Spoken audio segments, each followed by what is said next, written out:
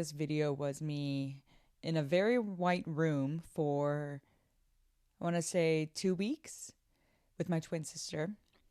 We were supposed to make art there and try to figure out what we wanted to do, what direction we wanted to go in with our practice. But I realized while I was there that I actually had no idea what I wanted to do and that I didn't know what I liked anymore.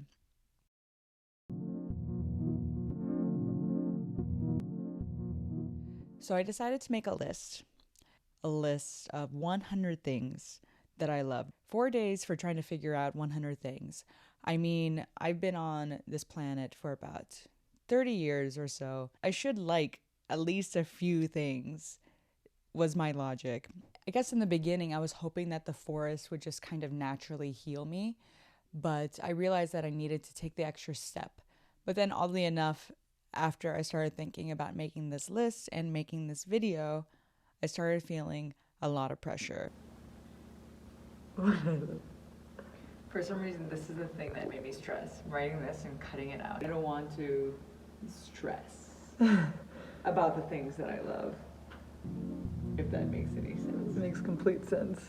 I don't know what it is about wanting to change my life or making moves to change my life that gets me so overwhelmed. But I realized that, one, I shouldn't be stressed about this video or stressed about this process because being stressed, it isn't something that I like to do. So I decided to keep things simple. I'm going to write 100 things that I love on a very big sheet of paper.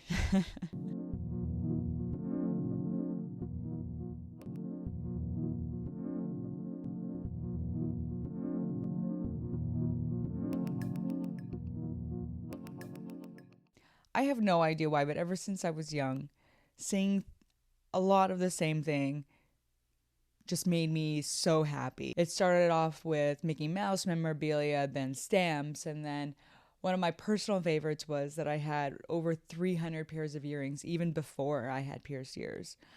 I have this natural tendency to just want to gather, to document. And so, in a way, now I just want to document my stories in my life and put it into my art. I'm still doing the same thing. I love seeing things in bulk, but I guess it's just in a different format, which is kind of cool.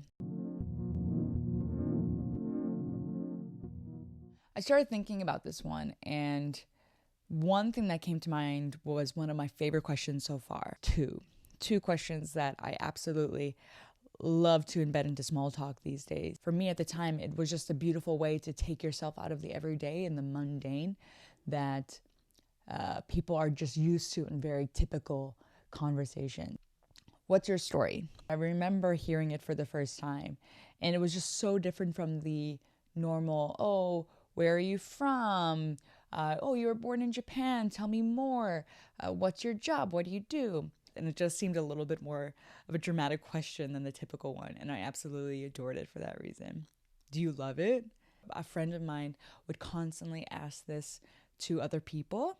If they were saying or talking about their job or where they lived, he would just throw this one in there. It just threw people off instead of like just the simple, oh, do you like your job? What's your job about? But do you love it? I just felt like had this much, like that much more weight to the question, and there's more at stake.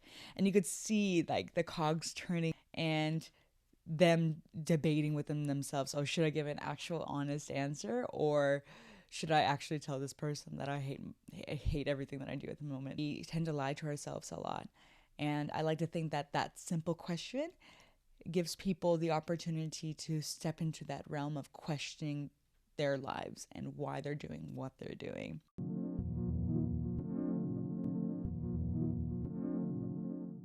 Number 3, coffee shops and coffee. For me, I wasn't a big coffee drinker until I was actually in between jobs.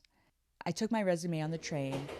I needed a job really fast, and I didn't know where I was taking my resume. I got off at the crowded station of Osaka, people running back and forth, left and right, but for some reason my eyes just kind of made a beeline for a person standing against the wall, and on his shirt it said, "Today coffee will make you happy." And instantly I'm just like, oh, you know what? I'm just going to see if my favorite coffee shop in town is hiring. From that day, they actually were deciding to hire people. And ever since, I've been involved with coffee. What I just love about coffee and then coffee shops in general is that I think magic happens there, especially if they know, or the owners or the people, the staff know how to foster a really good community. It can be just a breeding ground for creativity, for artists, and just for in general being able to like relax, depending on like the vibe of the place, of course. And I'm very particular about the coffee shops that I frequent.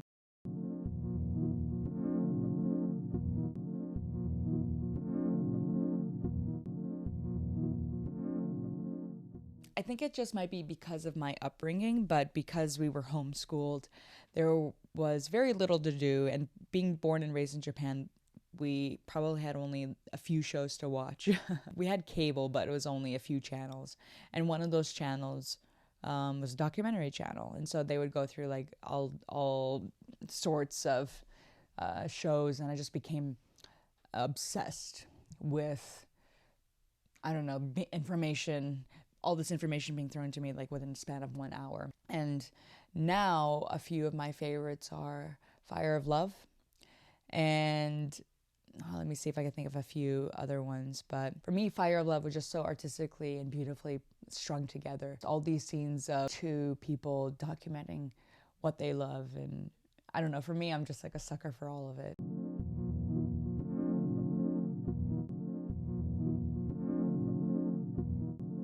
Three years ago, right in the middle of COVID, I decided to leave Japan and transplant myself to the UK. I didn't know anybody there. And it was a small town, kind of close to London, but basically people only go there for university. I'm a people person, and so going to this place in the middle of COVID where it's really encouraged not to talk to anybody new, you can't make friends, it's cold, it's the middle of winter, and it just was not good timing. I started to panic a little bit because I'm like, oh no, what am I going to do if I don't have people to actually talk to? Whenever I'm not sure what to do, my go-to is to go to coffee shops. And I tell myself that I'll find the answer there. I'll find my people there. And so I go to this random coffee shop in my neighborhood. And this girl behind the counter, while I'm waiting in line, she keeps looking at me. And I'm thinking, oh, what's wrong? I'm wearing my mask. I'm keeping distance. Why am I feeling these eyes on me so much? And so I just go order my latte really quick and I get out of there. But then she comes up to me from behind and she says, I'm so sorry, but didn't I meet you 3 years ago at a coffee shop in Kyoto, Japan? I was bugging out because I couldn't fathom the idea that I actually knew somebody in the area. And I did. For me, that was just a sign to show me that, okay, I actually am in a good place. I am going in the direction that I'm meant to go in. And so it gave me a little bit more peace. So can't ask for anything more than that. So now I have an official 2023 things that I love list. It took me a lot longer to write down than I realized. Around 30, it started getting really difficult and I had to dig deep and kind of wring out the rag of my brain. But I would say that actually the most interesting thing about this process was that in the midst of trying to think about what I actually loved, and I looked down in my favorite painting onesie, and I realized, I actually do not like this onesie at all. But I've been wearing it probably every other day for the past 3 years, and I never knew that I actually didn't like it. But for me, it just goes to show that you can go years with things in your immediate environment and not realize that you actually love it, that it doesn't actually reflect you anymore. And that could be for like a country that you're living in, for your job, for a relationship. And before you know it, you realize that it's actually not giving to you anymore. There's this little thorn in the back of your head that says that something is not right. And so I decided to give away my painting onesie. Yeah. 4 days well spent. Good job.